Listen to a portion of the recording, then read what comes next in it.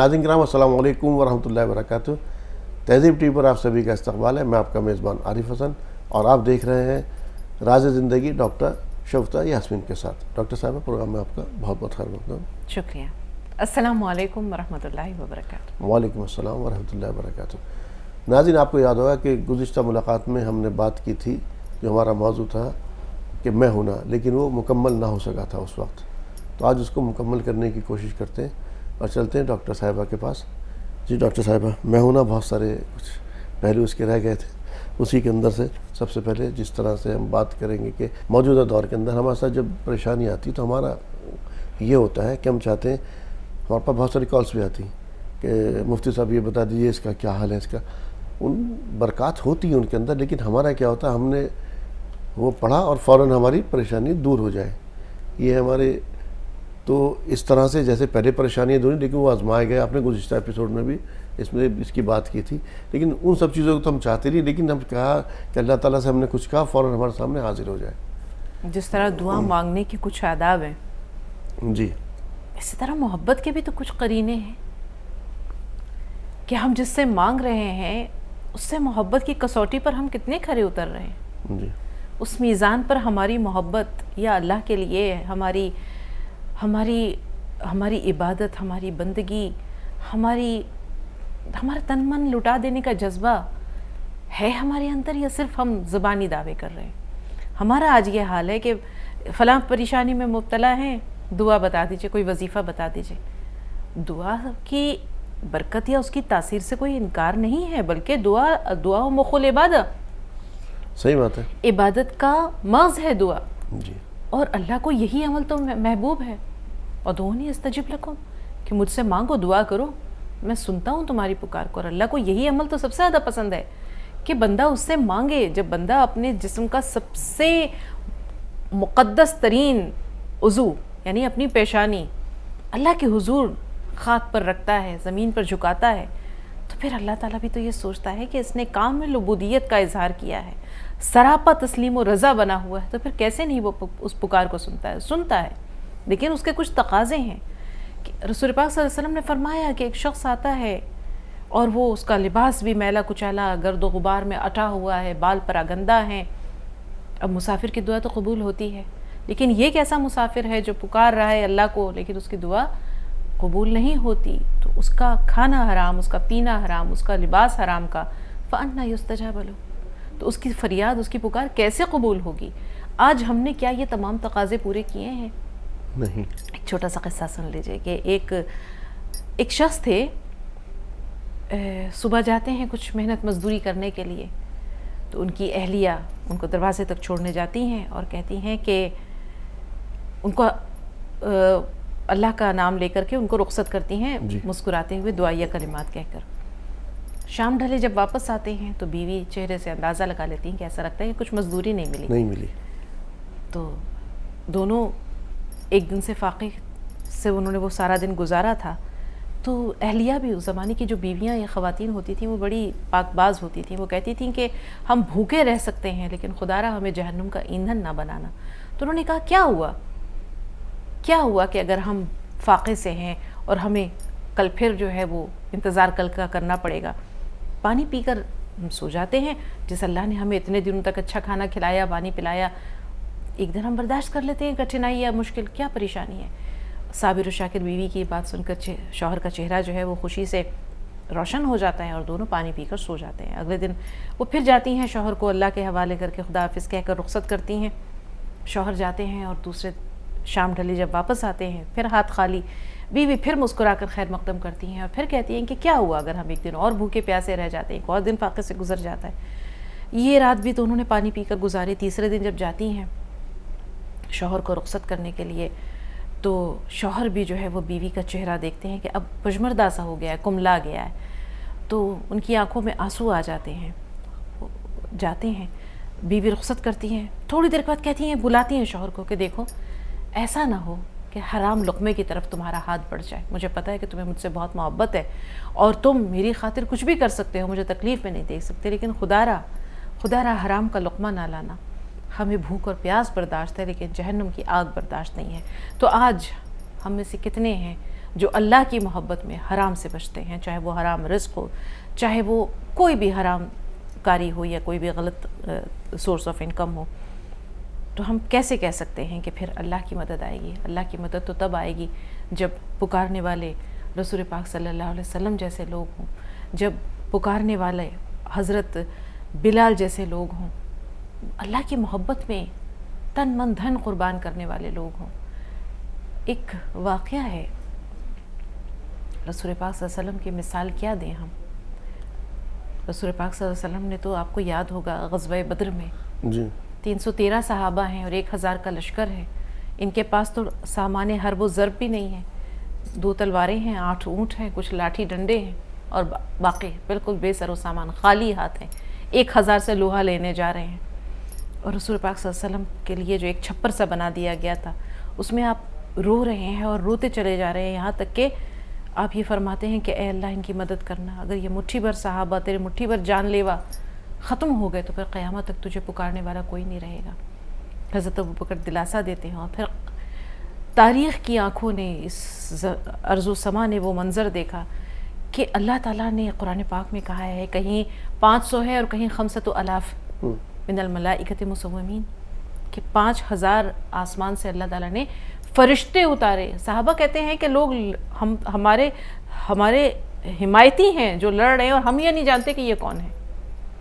یہ مدد کی ایک صورت ہے۔ مدد کی ایک صورت وہ بھی ہے ناظرین جب رسول پاک کا وصال ہو چکا ہے، لیکن آپ کے تربیت کردہ صحابہ موجود ہیں، جی جی تربیت کردہ صحابہ موجود ہیں، ایمان ابھی باقی ہے، اپنی اسی کھری حالت میں جذبے صادق ہیں، اسی کھرے سونے کے طرح۔ ملک شام سے پہلی لڑائی ہے عیسائیوں کے ساتھ، حضرت ابوبکر صدیق کا زمانہ ہے، حضرت عمرو بن العاص سپہ سالار ہیں، 8000 کا لشکر ہے، اور ادھر سے 1,00,000 رومی اچانک ان کو گھیر لیتے ہیں۔ 1,00,000 کا لشکر جب 8000 صحابہ کو گھیر لے، اور وہ بھی اچانک حملہ ہو، اچانک نرغے میں آ جائیں، تو پھر کہاں ہوش اور حواس سلامت رہتے ہیں۔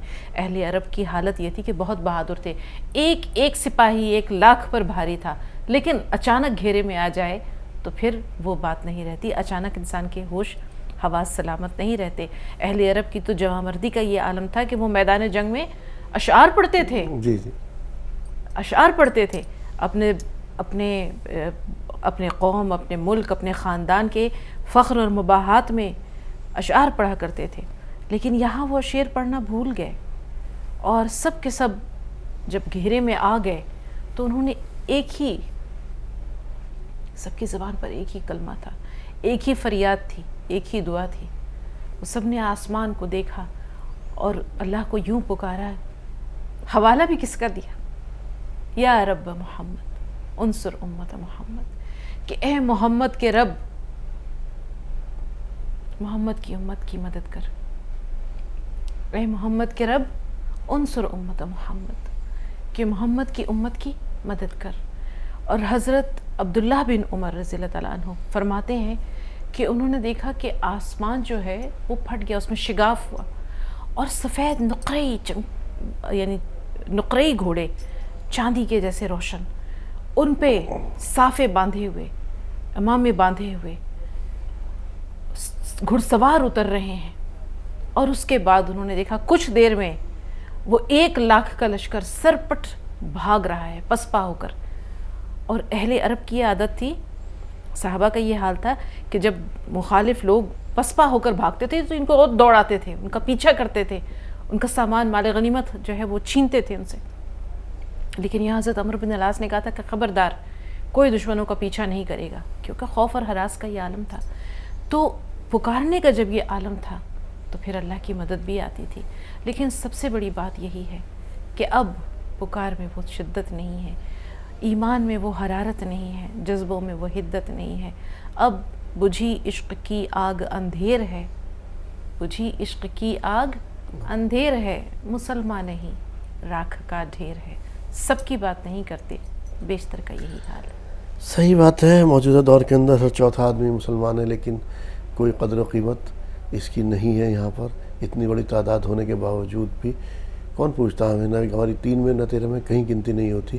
اور اس وقت حال یہ ہے کہ اگر اللہ تعالیٰ نے ہمیں نواز دیا تو جیسے موضوع ہے ہمارا میں ہوں نا، ہم خود ہی کہہ بیٹھتے ہیں، اگر زبان سے بھی نہیں ادا کرتے تو کم سے کم عمل سے یہ ضرور ظاہر کر دیتے کہ میں ہوں، تو پھر کیا پریشانی ہے۔ لوگوں کے ساتھ ہم بالکل وہی رویہ اختیار کرتے ہیں۔ اکثر یہ ہوتا ہے، ہم جب کسی کو دلاسا دیتے ہیں، کسی کی دلداری کرتے ہیں، کسی کی غمخواری کرتے ہیں، کسی کو مدد کا یقین دلاتے ہیں، تو آپ یہ دیکھیے کہ ہم خود کو کہیں نہ کہیں خدا نخواستہ نعوذ باللہ خدا کے پیرلل کھڑا کر دیتے ہیں۔ ہم یہ نہیں کہتے کہ اللہ ہے نا، اللہ کی رحمت پہ بھروسہ کرو، ہم یہ کہتے ہیں میں ہوں نا، گھبرانا کیا، جبکہ ہمیں یہ کہنا چاہیے کہ اللہ کی رحمت پر بھروسہ کرو۔ آپ دیکھیے صحابہ کرام کو ایک سوئی کی بھی ضرورت ہوتی تھی تو وہ اللہ سے ہی مانگا کرتے تھے، وہ جا کر پڑ جاتے تھے مسجد میں اور کہتے تھے یہاں سے اس وقت تک نہیں ہٹوں گا، نہیں ہلوں گا جب تک تو میری سن نہ لے گا، جب تک تو میری فریاد یا میری دعا پوری نہیں کر لے گا یا دعا سن نہیں لے گا۔ آپ کو یاد ہوگا ایک مرتبہ 4 نوجوان، میٹھا میٹھا سا یاد ہے کچھ، حضرت عبداللہ بن زبیر کے حالات زندگی جب پڑھے تھے تو اس وقت دیکھا تھا، اس وقت یہ پڑھا تھا کہ 4 نوجوان تھے جنہوں نے اللہ تعالیٰ سے حرم میں دعا کی تھی جی، اور وہ دعا اللہ نے سن لی تھی۔ ان میں کسی نے دین مانگا، کسی نے دنیا مانگا، کسی نے کچھ نہ مانگا، تو جنہوں نے اللہ تعالیٰ سے دین مانگا ان میں حضرت عبداللہ بن عمر تھے، جنہوں نے اللہ تعالیٰ سے دین مانگا۔ حضرت عبداللہ بن زبیر نے سرزمین حجاز مانگا تھا جی۔ ان کے بھائی حضرت مصعب بن زبیر نے عراق کی خلافت مانگی تھی۔ چوتھے یاد نہیں آ رہے ہیں، 3 ہی یاد آ رہے ہیں، لیکن مانگنے میں دیکھیے کسی نے دین مانگی، کسی نے دنیا مانگی، تڑپ سچی تھی، اللہ نے دے دی۔ حضرت مصعب بن زبیر کو کچھ دیر کے لیے عراق کی گورنری ملی تھی، بعد میں وہاں پہنچا تھا حجاج بن یوسف، عبید اللہ بن زیاد، یہ تمام لوگ، لیکن تھوڑی دیر کے لیے اللہ نے ان کی ایک دیرینہ خواہش پوری کر دی۔ حضرت عبداللہ بن زبیر کافی عرصے تک مکہ مکرمہ میں رہے، دشمنوں سے لوہا لیتے رہے، یہاں تک کہ ان کو شہید کر دیا گیا۔ تو لیکن جس نے جو مانگا اور اللہ سے مانگا جی، تو پھر اللہ نے کہا کہ میں ہوں نا، میں مجھ سے مانگو، دینے والا میں ہوں، لیکن جائز مانگو، جائز مانگو، دنیا نہ مانگو۔ اللہ ربنا آتنا فی الدنیا حسنۃ وفی الآخرۃ حسنۃ وقنا عذاب النار، کتنی جامع دعا ہے۔ اللہ نے یہ نہیں کہا کہ دنیا نہ مانگو، لیکن صرف دنیا ہی دنیا نہ مانگو، دنیا کے ساتھ عقبہ بھی مانگو، آخرت بھی مانگو، دنیا میں بھی حسنات، دنیا میں بھی خیر اور آخرت میں بھی، بلکہ آخرت کو زیادہ۔ آپ یہ دیکھیے اللہ نے دنیا میں حضرت عثمان بن عفان کو غنی بنایا، حضرت عبد الرحمن بن عوف، سونے کی اینٹیں ان کے انتقال کے بعد ان کے ورثہ میں تقسیم کی گئیں۔ تو ایسا نہیں تھا کہ انہوں نے دنیا نہیں مانگی، دنیا مانگی، دنیا حاصل کی، لیکن اس دنیا کو اپنے تک محدود نہیں رکھا، اللہ کے بندوں تک بھی اس کے حسنات اور اس کے خیر کو پہنچایا۔ تو ایسی دنیا جس میں اپنے لیے بھی حصہ ہو اور اللہ کے بندوں کے لیے بھی حصہ ہو، بلکہ اللہ کے بندوں کے لیے زیادہ وہ نفع بخش ہو، تو پھر وہ دنیا بھی جو ہے وہ خسارے کا یا زیاں کا سودا نہیں ہے۔ لیکن بنیادی بات یہی ہے کہ دنیا میں اس طرح رہو کأنک غریب او عابر سبیل، کہ جیسے تم کوئی اجنبی ہو یا کوئی مسافر ہو، کیونکہ دنیا سے تو جانا ہے اور حساب بھی دینا ہے۔ تبھی رسول پاک صلی اللہ علیہ وسلم نے فرمایا تھا کہ عبد الرحمن تم گھسٹتے ہوئے آ رہے ہو، میرے تمام صحابہ میں 10 مبشرہ ہیں۔ پریشان ہو گئے، یا اللہ، یا رسول اللہ، گھسٹتا ہوا آؤں گا، کیا وجہ ہے؟ تم اپنے مال کا حساب دے کر کے اتنے پریشان ہو جاؤ گے اور سب سے آخر میں آؤ گے اور گھسٹتے ہوئے آؤ گے، تو کیا کروں؟ اسے زیادہ سے زیادہ اللہ کی راہ میں خیرات کرو، اللہ کے بندوں کے کام آئے تمہارا وہ مال، یہ اس میں بھلائی ہے۔ اللہ پر بھروسہ، اللہ پر یقین۔ آپ کو یاد ہوگا سورہ کا مجھے نام نہیں آ رہا، جس میں ایک مومن کا اور ایک غیر اس کا ذکر کیا گیا ہے، جس میں اس نے اللہ تعالیٰ نے اس کو اتنی تمام تر چیزیں عطا کی تھی، انگوروں کی کچھ بیلیں، ہاں انگوروں کی تھی، اور اس کا انتظام بھی کچھ ایسا کیا تھا، آپاشی کا انتظام بھی وہیں پر تھا، اس کے چار طرف کھجوروں کے کچھ ایسے تھے جس سے کہ ہوا بھی ان کو کوئی نقصان نہ پہنچا سکے۔ وہ دونوں کے دونوں جب باغ میں پہنچتے ہیں تو وہ کہتا ہے سب کچھ نہیں، دوسرا جو ہے کہتا اللہ تعالیٰ کے مومن کہ تم اللہ تعالیٰ کا شکر ادا کرو، تمہیں اللہ تعالیٰ نے تمام تر چیزیں، ساتھ میں بیٹوں سے بھی نوازا تھا اس کو، بہت زیادہ مال اسباب بیٹے بھی تھے. تو کہ اللہ تعالیٰ کا اس میں کیا، میں نے اس طرح کا انتظام کیا، میں نے یہ کیا کہ یہاں پر ہوا بھی نقصان نہیں پہنچا سکتی، یہ بھی نہیں ہو سکتا. اور پھر برباد ہوتا ہے. جی تو وہی تو ہے کہ جب انسان خدائی کو چیلنج کرتا ہے تو پھر وہ نمرود بنتا ہے، فرعون بنتا ہے، حامان بنتا ہے. پھر اس کی کھیتی جو لہلہا رہی تھی اس کو برباد ہوتے کتنی دیر لگی. آپ یہ دیکھیے کہ آپ، یہ تو ایک مثال ہے، آپ کے سامنے قوم عاد کی مثال موجود ہے، قوم سمود کی مثال موجود ہے، آپ کے سامنے شداد موجود ہے، رہتی دنیا تک آپ کے سامنے فرعون موجود ہے، لاش اس کی عبرت کا نشان ہے. حضرت لوط علیہ السلام کی قوم جو ہے وہ صفحہ ہستی سے مٹا دی گئی. تو جب جب انسان نے سرکشی کی ہے، جب جب انسان نے یہ کہا ہے کہ میں ہوں نا، تو پھر اللہ تعالیٰ نے اس کو اسی طرح برباد کیا، وہ چاہے ابلیس ہو، چاہے وہ دنیا کے ابلیس ہو. ایک گناہ کے اوپر جو ان کے اندر برائی ہوتی تھی اس پر پوری پوری قومیں تباہ کر دی گئی. وہ تمام تر برائی آج اس قوم کے اندر موجود ہے، اس امت کے اندر موجود ہے. یہ تو اللہ تعالیٰ کی، آپ صلی اللہ علیہ وسلم کی دعا ہے جس کی وجہ سے ہم عذاب استیصال سے بچے ہوئے ہیں. لیکن جزوی طور پر لیکن جزوی طور پر آفات آتی ہیں. اس کی وجہ یہی ہے کہ اپنی گمراہی میں، اپنی سرکشی میں، اپنی غرور، اپنے طاقت کے نشے میں چور ہیں ہم. اور ہم یہ بھول گئے کہ یہ جو لفظ ہے میں ہوں نا، یہ صرف اس کو زیب دیتا ہے. آج اللہ تعالیٰ نے کسی کو نواز دیا تو وہ جگہ یہ جگہ کہتا موجود ہے، جگہ جگہ موجود ہے کہ کون ہے جو اللہ کا ہمسر ہے، کون ہے جو اللہ کا ہم پلہ ہے. کوئی ہے؟ قل هو اللہ احد اللہ الصمد لم یلد ولم یولد ولم یکن لہ کفوا احد. سب سے بڑی بات تو یہ ہے کہ اللہ تعالیٰ نہ وہ کسی سے جنا گیا، نہ اس نے کسی کو جنا کی، اور نہ کوئی اس کا ہم پلہ اور ہمسر ہے. ازل سے ہے، ابد تک رہے گا. تو پھر کوئی یہ دعویٰ کرے کہ کسی کو تسلی یا ہمدردی کے دو بول بولتے ہوئے بھی کہ میں ہوں نا، نہیں، اس کے لیے نہیں. یہ کلمہ، یہ جملہ صرف اور صرف اللہ کو زیب دیتا ہے جو خالق دو جہاں ہے اور تمام عظمت، تمام طاقت، تمام قوت اور جبروت کا مالک، جس نے اس پوری کائنات کے نظام پر نظر ڈالیے. نہ کوئی چیز وقت سے پہلے ہے، نہ کوئی چیز وقت کے بعد ہے. ہر ایک مقررہ نظام میں، سورج، چاند، ستارے، اجرام فلکی ہیں، نظام شمس دیکھیے آپ، سولر سسٹم دیکھیے آپ، تمام چیزیں ایک مقررہ دائرے میں ہیں. وقت پر صبح ہوتی ہے، وقت پر شام ہوتی ہے. نہ دن کو یہ طاقت ہے کہ وہ رات سے پہلے آ جائے، نہ رات کو یہ طاقت ہے کہ وہ صبح سے پہلے آ جائے. بے شک صحیح بات ہے. آپ یہ دیکھیے سورہ یاسین میں ہے نا کہ نہ سورج کی یہ مجال ہے کہ وہ چاند کو جا پکڑے، جی جی، اور نہ رات جو ہے وہ دن سے پہلے آتی ہے. بے شک سب ایک مقررہ، ایک تنظیم الاوقات ہے، ایک مقررہ نظام پر کاربند ہے، اور اللہ کے حکم پر ان کا جو گردش لیل و نہار کہیے، جو ان کا سفر ہے، چاہے وہ زمانہ ہو، چاہے وہ اجرام فلکی ہیں، وہ جاری و ساری ہے.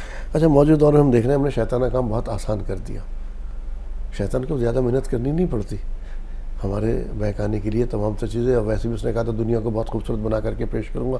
دنیا واقعی اتنی خوبصورت ترقی کے دور کے اندر بڑھتے چلے جا رہے ہیں اس وقت میں. اور اللہ تعالیٰ کو واقعی کہیں نہ کہیں ہم چاہے عمل سے کسی نہ کسی طرح سے ہم چیلنج بھی کر رہے ہیں.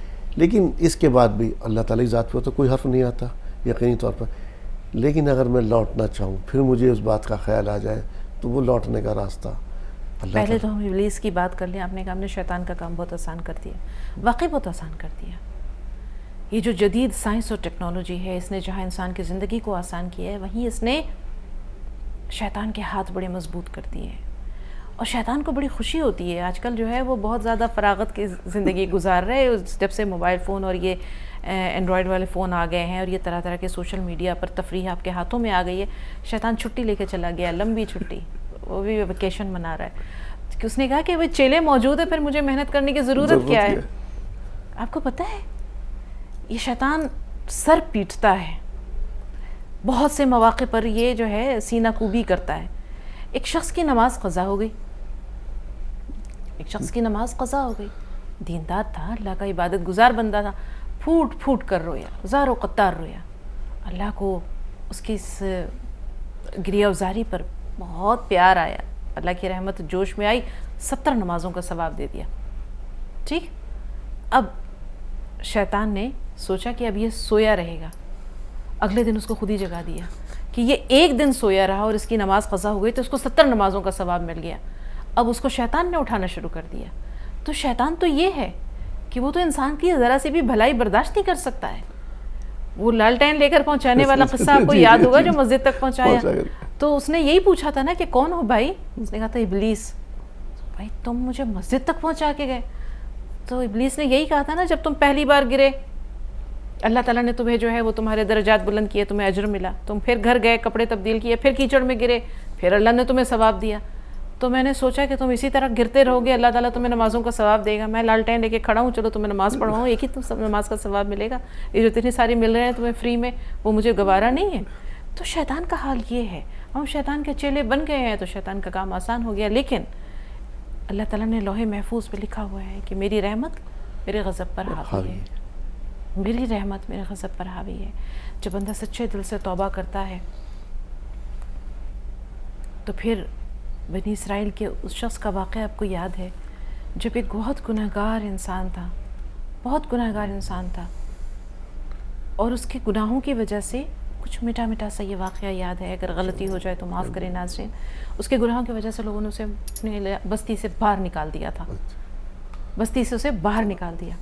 اور جب اس کی موت کا وقت آیا تو اس نے دیکھا, دائیں دیکھا, بائیں دیکھا, کوئی نہیں تھا.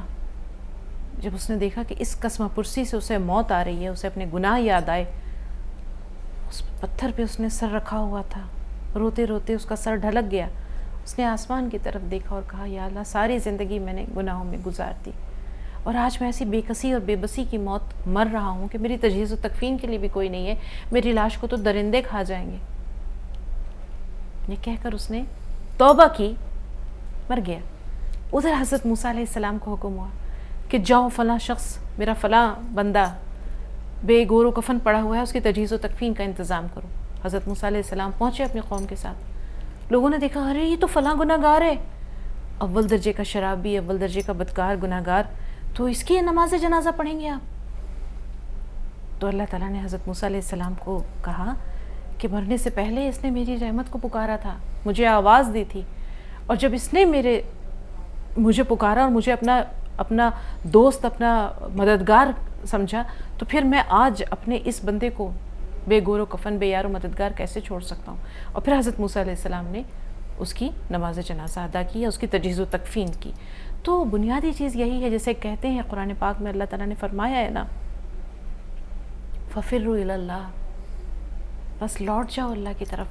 اللہ تو کہتا ہے کہ تمہارے گناہ زمین سے لے کر آسمان تک یا سمندر کے جھاگ کے برابر بھی ہوں, ایک بار کہہ دو یا اللہ میری توبہ, ایک بار اللہ سے معافی مانگ کے تو دیکھو, میری رحمت میرے غضب پر حاوی ہے, اور تیرے گناہ کتنے ہی بڑے کیوں نہ ہوں, معاف کرنے کے لیے میں ہوں نا. اللہ تعالیٰ کہہ رہا ہے میں ہوں نا گناہ معاف کرنے کے لیے, لیکن وہ طریقہ کار, وہ توبہ کے کیا طریقہ ہونا چاہیے, کس طرح سے توبۃ النصوح جسے کہا ہے قرآن پاک میں کہ وہ توبہ جس کے بعد پھر اس گناہ کے ارتکاب کا دل میں کوئی خیال نہ آئے, جس کے بعد بدی کا کوئی ارادہ نہ ہو. یعنی یہ نہیں ہے کہ غلطی ہو گئی یا اللہ میری توبہ, پھر وہی غلطی کر رہے ہیں, پھر غلطی ہو گئی یا اللہ میری توبہ. نہیں, دل میں یہ پکا ہو ارادہ, یہ عزم مصمم ہو کہ اب میں اس گناہ کی طرف نہیں پلٹوں گا. پھر بھی انسان خطا کا پتلا ہے, غلطیاں ہو جاتی ہیں, اور اللہ تعالیٰ نے وہی تو ابھی آپ کو حوالہ دیا اسی بات کا کہ اگر تمہارے گناہ زمین سے لے کر آسمان تک بھر جائیں تو لے کر میرے پاس آؤ بخشش کرنے کے لیے, مغفرت کے لیے. مجھے یہی تو اچھا لگتا ہے. اللہ تعالیٰ نے کہا تھا نا کہ اگر تم معافی نہیں مانگو گے, تم گناہ نہیں کرو گے, غلطیاں نہیں کرو گے, تو پھر میں تمہیں ختم کر دوں گا اور ایک اور قوم پیدا کروں گا جو گناہ کرے گا اور گناہ کرے گی, اور پھر وہ مجھ سے معافی کی طلبگار ہوئی تو میں اسے معاف کروں گا. ناظرین, گزشتہ ایپیسوڈ سے بات جاری تھی کہ ہمارا موضوع جس پر بات ہو رہی تھی میں ہوں نا. یقینی طور پر یہ جملہ صرف اللہ تعالیٰ کے علاوہ کسی اور کو زیب نہیں دیتا. اس کی ذات پر یقین کیجئے. وہی حضرت ابراہیم علیہ السلام کو آگ سے نکالنے والا ہے, وہی حضرت اسماعیل علیہ السلام کو بچانے والا, وہی حضرت یوسف علیہ السلام کو بچانے والا. لیکن ہم یہ واقعات سنتے ہیں, پڑھتے ہیں, لیکن ہم ان سے کوئی نصیحت حاصل نہیں کرتے ہیں. نصیحت تب حاصل کرتے ہیں, قطع کلامی کے لیے معذرت, جب پڑھتی ہے. جب پڑھتی ہے، کہتے ہیں لوگوں کے برے رویوں کا اندازہ تب ہوتا ہے جب وہ رویے ہمارے ساتھ برتے جاتے ہیں. مصائب و آلام کی شدت کا اندازہ تب ہوتا ہے جب ہم خود دکھ درد کے سمندر میں غوطے کھاتے ہیں.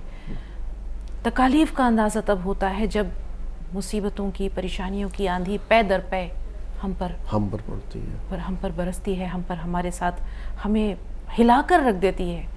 اور تب جب انسان چاروں طرف سے شکستہ پا ہو جاتا ہے، بے بال و پر ہو جاتا ہے، نہ قوت پرواز رہتی ہے، نہ قوت گویائی رہتی ہے، نہ قوت گریہ و زاری رہتی ہے، انسان مہر بلب خاموش پتھرائی ہوئی آنکھوں سے جب اپنے رب کو صرف آسمان کی طرف ایک بار دیکھتا ہے، اور تب دیکھتا ہے جب سکوت کا عالم ہوتا ہے، جب پوری دنیا سو رہی ہوتی ہے،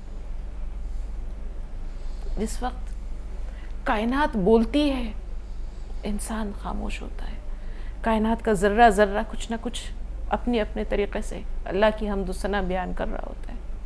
اور اس خاموشی کی زبان میں انسان جب اپنے رب کو پکارتا ہے، اور جب وہ یہی کہتا ہے کہ تھک گیا، ہار گیا،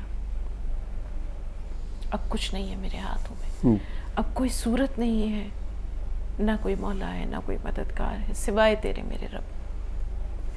تو تب کہتے ہیں کہ درد کے سجدے بڑے اثر انگیز ہوتے ہیں، کیونکہ ان میں وہ تڑپ ہوتی ہے جو اللہ کی رحمت کو متوجہ کرتی ہے. اسی طرح اس فریاد میں، اس پکار میں، اس ندا میں جو خاموش ہوتی ہے بہت طاقت ہوتی ہے، اور وہ عرش الہی کو نہ صرف یہ کہ ہلاتی ہے، اللہ کی رحمت کو متوجہ کرتی ہے، بلکہ اللہ کی رحمت اپنے اس مظلوم بندے کو گھیر لیتی ہے.